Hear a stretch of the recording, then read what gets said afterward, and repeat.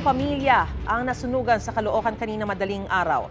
Yan ang unang balita ni James Agustin.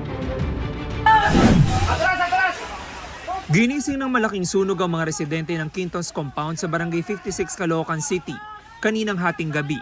Mabilis na kumalat ang apoy sa magkakatabing bahay. Itinaas ng Bureau of Fire Protection ang unang alarma. Nasa 6 na fire truck nila rumisponde, bukod pa sa mga fire volunteer group. Hahirapan ng operasyon ng mga bumbero dahil sa kitid ng daan papasok sa residential area. Kaya ang ilan pumesto na sa bobo para malapit ang makapagbuga ng tubig. Si Rico at kanyang kinakasamang si Mary Ann tanging ilang dokumento lang ang nabitbit. Wala raw silang naisalbang gamit at damit sa bilis ng pangyayari.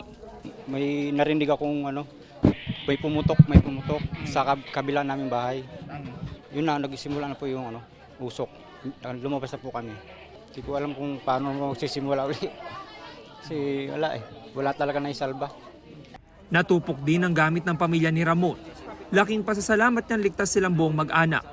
Nung nakita ko sa tabi na ng bahay ko yung apoy, kaya ang ko kagad, pamilya ko, nailabas ko muna sila. Kaso nung pagbalik ko, mabilis na yung pangyayari. Hindi na ako nakabalik doon sa loob ng bahay. Nakaunan tayo, wag lang tayo masunugan. Talagang mabigat po. Talagang yung bahay ko, pinagpawisan ko yan, gamit ko. Iniimbestigahan pa ng BFP ang sanhi ng apoy.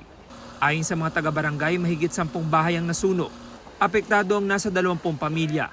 Sa ngayon, pwede silang tumuli sa barangay. And then by tomorrow, kung yung iba hindi pa, pwede naman sila sa school na malapit dito sa atin. Napula ang sunog pasado 3:00 na madaling araw. Inalam pa ng mga otoridad ang kabuang halaga ng pinsala. Ito ang unang balita. James Agustin para sa GMA Integrated News. Gusto mo bang mauna sa mga balita? Mag-subscribe na sa GMA Integrated News sa YouTube at tumutok sa unang balita.